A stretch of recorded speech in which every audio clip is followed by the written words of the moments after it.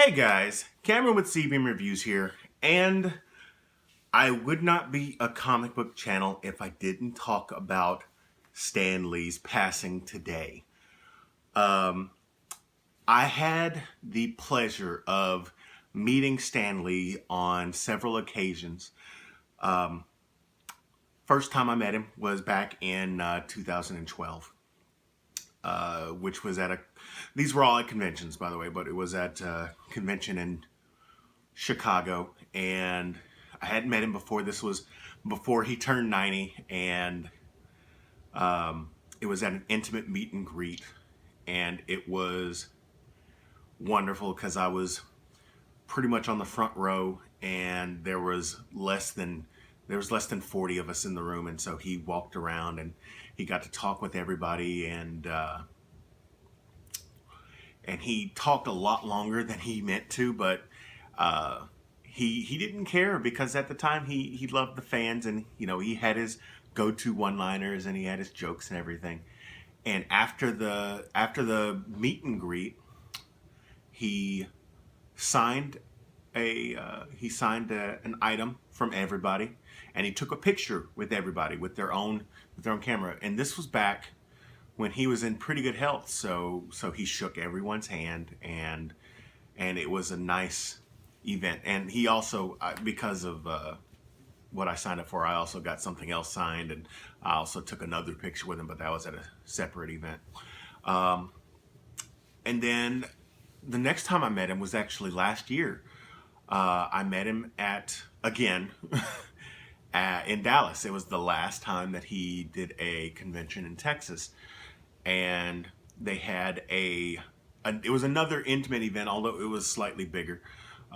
They did a breakfast for Stan, and he showed up a little bit late. This was back when he was, still kind of like, and he was a little sick, but Joni was still alive, and so he was there, and his hearing wasn't very well. It was still kind of a Max had to reinterpret everything. And by the way, both times Max was still with him because Max was the greatest. Max treated him like Stan was his father, and he had nothing but love for him. Anybody that tried to smear Max's name was full of it. But he answered questions, and then he signed an item from everybody again, and he took a picture with everybody again. So yes, I have 3 different things that Stan Lee has signed for me over the last 6 years, and that one was still special. We got to have a meal with Stan, but that first meeting was really something special. And I know a lot of people are saddened by his passing. I can't lie and say that I'm not. But I'm glad that I'm glad that he's gone for a different reason. As I said, his wife Joni passed last year, and they had been married for a long time. I think it was 69 years. They were almost at 70 years of marriage. And you can't be with somebody that long and not have a piece of you missing after they pass. So I'm glad that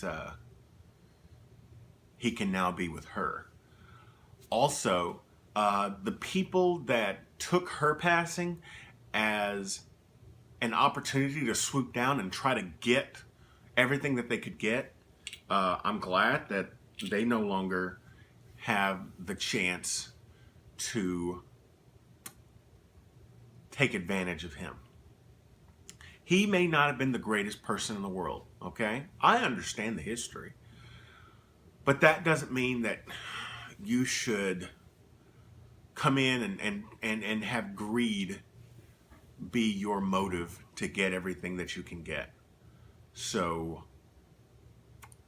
I hope that in his will, I hope that he left half of what he had to JC and the other half to Max, because his lawyers and whomever else, the ones that came in I hope they get nothing. I hope that he left his legacy to those that actually dearly cared for him. So, having said that, I'm going to post a little something here at the end from various events and things like that. I hope you all enjoy. Stan, Excelsior. Who was your influence on who in your family was your biggest influence growing up? Not only did I have to sit here and listen to you talk, but now I've got to listen to you interpret questions also. Actually, the biggest influence on what? Which of your family members had a big influence on you growing up? My mother mostly. The one thing she wanted me to do was read. I think because that would keep me quiet, because I was always making noise. But she was the one. In fact, we didn't have much money, but I remember one Christmas, she bought me a gift, and it was a book stand. You could keep it at the table and put a book in it, so when you're eating, you could be reading at the same time. That was really a great gift. I kept it for years. Where do you see the future in the X-Men comics? The future? For the X-Men comic books? Just get better and better. The X-Men, everybody loves the X-Men, and the writers can introduce new characters, they can introduce new problems. That strip is just, 100 years from now, it'll still be one of the most successful strips. Prediction. Oh, Netflix is doing a great job. I'm so glad that they exist and that and Marvel is putting a product there that isn't going in the movies. See, what we have to do to take over the world, we have to have movies, we have to have television, we have to have Netflix, we have to have breakfast meetings like this. We have to control everything, right? All right, that's enough out of you. I have a question. I also am a huge fan of orange juice, and I was wondering, what is your favorite orange juice brand? Maybe I don't want to know. He's a huge orange juice fan. Orange juice fan. He likes orange juice. Orange juice. Yeah. He wants to know, what is it? He wants to know, what's your favorite brand of orange juice? Whatever is in the refrigerator. My wife buys this stuff. It comes in this kind of paper container, and it's hard to open. You feel it open, and you drink it. I think it's orange juice. It's an orange-colored thing, so it's Minute Maid. What made you ask that?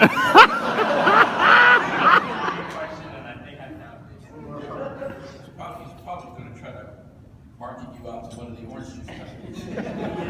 It's funny. Maybe he wants a new character, Super Orange Juice Man. This guy squirts juice at his enemy's eyes so they can't see. Oh man, am I gonna have to pay him royalty? Tell you something about somebody mentioned the X-Men before. When I originally did the X-Men, I wanted to call them the Mutants. So I went to my idiot publisher and I said, I got a bunch of new characters, and I told him about it. He liked the idea. I said, I want to call them the Mutants. And he said, that's a terrible name. What happened? What was that? Somebody came behind me. Why did somebody come behind me? I'm talking, suddenly there's somebody behind me. What's going on? Well, that's very considerate of you. Thank you. So my publisher said, why do that when you're talking? He's on the road, guys. This morning, I went to his room, knocked on his door, thinking he's going to be like, oh, Max, I'm so tired. Totally opposite. Hey, Max, good morning. And everybody's like, holy shit. He's awake. It's going to be a hell of a day. See, it's unfair. I can't come out with an answer that would totally destroy him because I don't know what he said. But anyway, so I said to my publisher, I want to call them the Mutants. And he said, that's a terrible name. He said, our readers, he didn't have much respect for our readers. He said, nobody's gonna know what a mutant is. You can't call them the mutants. So I thought and thought and thought, and they had Professor X, and they had extra power. I'll call them the X-Men. So I ran back to my publisher, that idiot, and I said, how about we call them the X-Men? He said, okay, that's fine. So when I walked out of the office, I thought, if nobody would know what a mutant is, how would anybody know what an X-Man is? But I had my title and I didn't labor the point. But those are the kind of people I worked for. And now these are the kind of people I sit in front of a group with, and my whole life has been a nightmare. At your incredible age, never say a number. My age, do I seem any different than anybody No, else? no, you're great. He says, at your incredible age, what would you contribute to all your success? I mean, if you had to pick one, what would that be? Am I saying that right? Yeah. Working, I think the more you work. See, too many people retire quickly or they lose interest in what they do. I can't lose interest because with fans like these, it's exciting. You want to keep doing. Not that I want to sit at a panel with him, but beyond that, it's really great. I like working. And that's the honest truth on this part. When we were supposed to go to New York, he ended up getting sick, so I immediately flew back home. And the first thing out of his mouth was, not, hey Max, how are you, blah, blah, blah. How are the fans? Did they take it easy? And I go, Stan, F the fans. I guarantee you, they would miss any convention knowing that you would be with us a lot longer if you took care of yourself. But Max, I don't want to disappoint anybody. And I told him, Stan, you will disappoint everybody in the world if you allow yourself to get sick more. So take care of yourself. The minute you take care of yourself and you're better, I guarantee you every fan will open their arms up knowing that you're here with us. That was very nice. We took off and No. Trust me, man. When he was, I'm sick, Max. I think this is it. And I go, Stan, you got a lot of time. And he tells me, I don't know. And I go, Stan, listen, I got an agreement with the man upstairs. I got 2 more years on a lease I got with you. After those 2 years, I got an option to renew. But I'm negotiating with the guy downstairs because he's giving me a better deal. That guy will probably see me a lot sooner. No, I know. Here's the thing.